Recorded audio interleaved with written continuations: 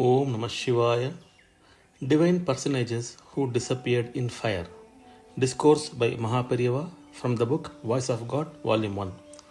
Kumaralabhatta disappeared in fire and became Kumaraswamy. He sacrificed his body for the sake of Dharmashastra. Since the foundation of sacrifice laid by such great men is there for our Vedic religion, there is no need to fear any amount of atheism, non-Vedic ways and reforms coming in between. Here, our Jnanasambandha too went into fire, Agni Jyoti, and disappeared. He was only 16 at that time.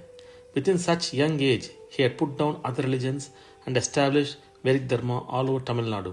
Acharya too completed writing commentaries, Bhashyam, by the time he was 16. He too wanted to end the life of the body. But Vyasa requested him with these words, "Do not be in a hurry. You yourself have to preach the commentaries you have written. You have to meet people of other faiths who are all over the country and vanquish them in debates. You will have to go to the people and grant them the good fortune of having your darshan." It is because of this that the Acharya retained his physical frame for another 16 years. Since Acharya had to rejuvenate the Vedic way all over Bharat, despite half of this work having done by Kumaralabhatta, who condemned Buddhism, and the expert on Nyaya Sastra Udayanacharya having done the same, he had to remain in human body for 32 years. For Sambandar, who did this job only in Tamil Nadu, 16 years was enough. That is the way of the father and this of the son. The father took to sannyas straight away from brahmacharyam and carried out the purpose of his avatar. But the son, he was called Alodai Pillai, established Veradharma during brahmacharyam itself. When Sambandar was 16, relatives requested him to get married and become a grihastha. For one who had drunk Ambal's milk, every woman would appear to be the supreme goddess only.